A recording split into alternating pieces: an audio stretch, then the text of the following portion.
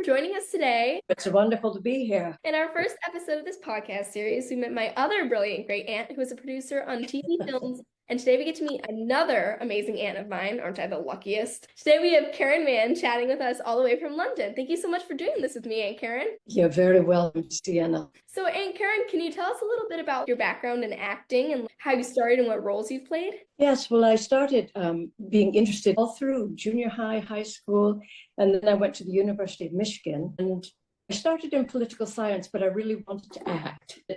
Coming from a small town, I was very shy about that. But I got involved, and I got more involved. One spring, I went to Kalamazoo, to Western, to make up some credit. I went on a seminar in Britain, and we went to London, we went to Stratford-upon-Avon, and we went to Edinburgh. And I thought, golly, if only there was a drum school in Scotland, because I really fell in love with Scotland. And come to find out, we did a week in the British Drama League at the time, and I met a director, and he said, what are your plans? Because we worked for a week together. And I said, well, I've been auditioning in British schools, drama schools, but it's the wrong time of the year. So I only had one audition.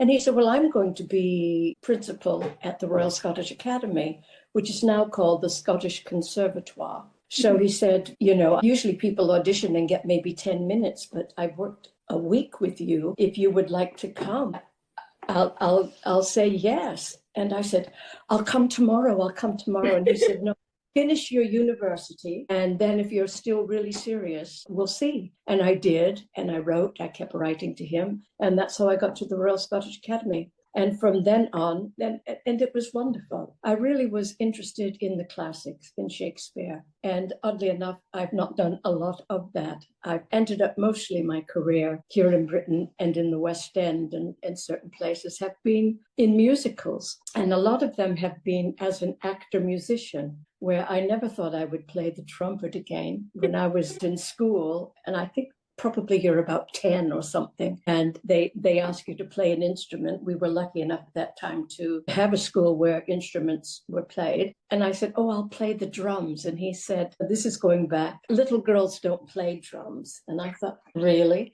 And he said, smile. And I did. And he said, you're not wearing braces. And I said, no, I'm not.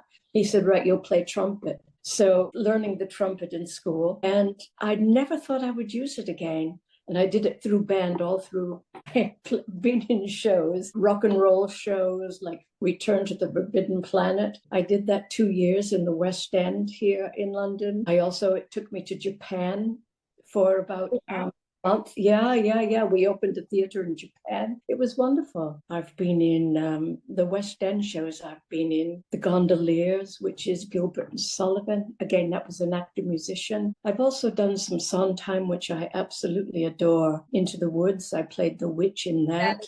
The best. Yeah.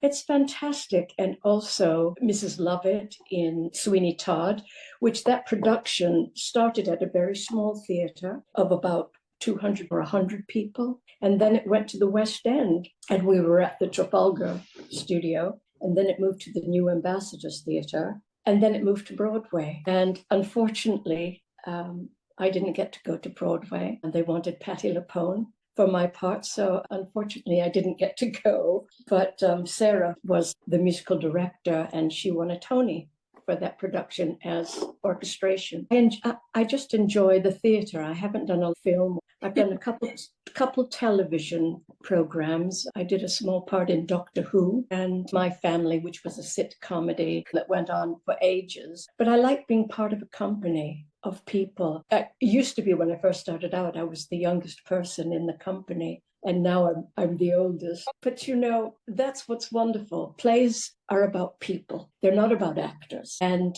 people are of all ages. And when you get that, it's like a family. You have younger children, then you have mom and dad, then you have aunts and uncles, then you have grandmothers and grandfathers, and you have a balance of life. And that's what I think is so important about the theater. And I'm hoping, I haven't been working the last year professionally.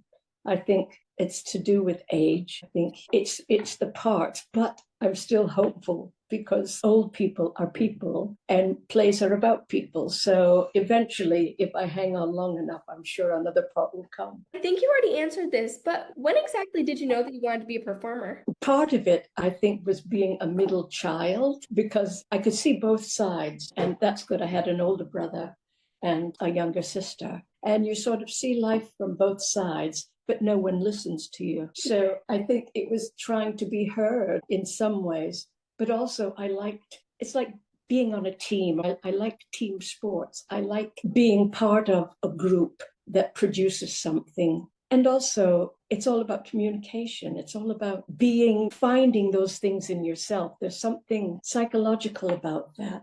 When you play someone else, you find that character in yourself, and it's nice to be a queen, or it's nice to be a maid, or it's nice to be all these different people that are in me. A director once said to me, you have to look for what you already know. And that seems weird. I think, but I don't know it. And he says, but somewhere you do. And it's true. It's true. I just like the camaraderie of it. Just being with friends and being real and just playing.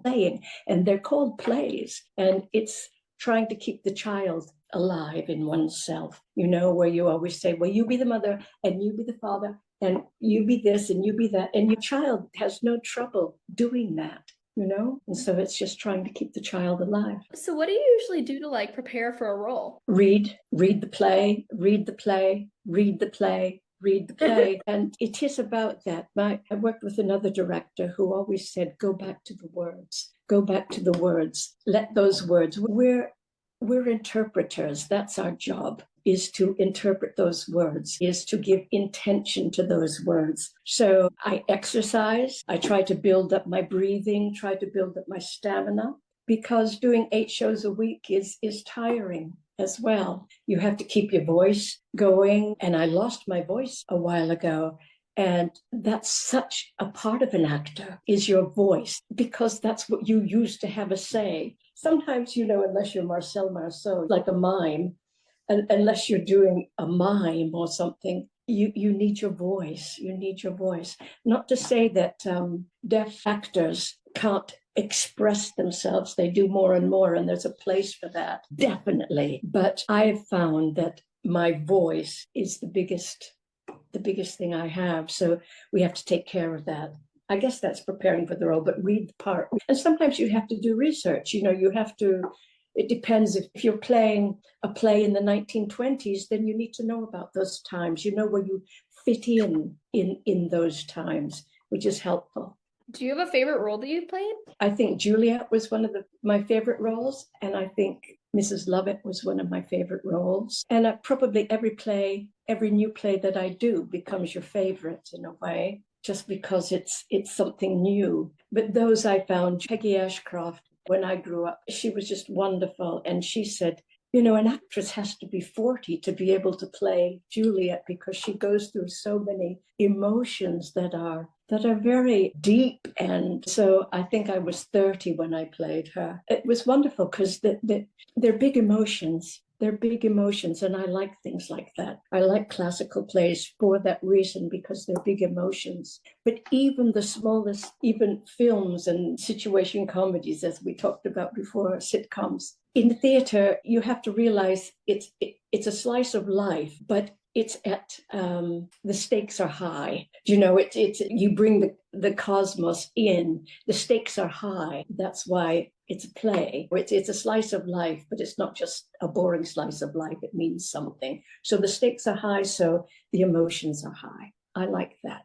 And do you think you could tell us a little bit more about kind of the behind the scenes work and the people that it takes to put on a show? It takes a lot of people to put on a show. At the moment, I'm doing some work. There's a local amateur company here, and I've always been away on tour, and I've never had the chance to visit it. And you certainly get to do everything there. That's what I love. And I think it's very important for an actor to know what wardrobe are doing, to know what makeup is doing, to know what lighting is doing, to know what sound is doing, because a lot of theater today has become technical. So it's good to know what every person does, and that you might have had 3 weeks rehearsal, but this is during a tech they only have a couple days to do what you've been doing for a long time. It's also, there are plays called behind the scene plays. I forget what that one's called. Noises Off, for instance, is a play that happens. The play is funnier backstage than it is on stage. Those are nice plays, or the play that goes wrong, things like that. Love the play that goes wrong. Yeah, and that sort of brings the backstage onto the main stage and gives one an idea of all the things that happen and how everyone is so important. What do you think was probably like the most difficult role you've played or most difficult part of being an actress? The difficult part about being an actress is being out of work. You've either got to take on other work. I've worked in shops selling hats, selling things for the house, sort of antiques, selling jewelry, selling all sorts of things. I've been telesales, selling insurance, all sorts of things. A lot of people wait tables, and I've been a waitress as well. You do things to keep you living. You have to eat, you have to pay your bills. So that's the hardest part. It's not a profession that is secure. No one works 365 days a year. No actor does. So you have to be resilient. You have to be able to take the bad times. The best thing is when you hear from your agent, you've got the job. Yes, and then it's downhill from all of no. But yeah. What is your proudest moment, do you think? It's hard to say. When you do a good show and you feel it and the whole company feels it, you just know. And sometimes it's not so good, sometimes it's not. And an audience can give you just that extra something when something goes right like that and you all work together. I think that's just the best feeling there is. And we're lucky if you're an actor on stage and you get applause. I mean, there's nothing nicer that you get approval like that. Yeah. So there's not just one time that I can say, it's every time. Awesome. Well, I can't thank you enough for taking the time to do this with me. You're very welcome.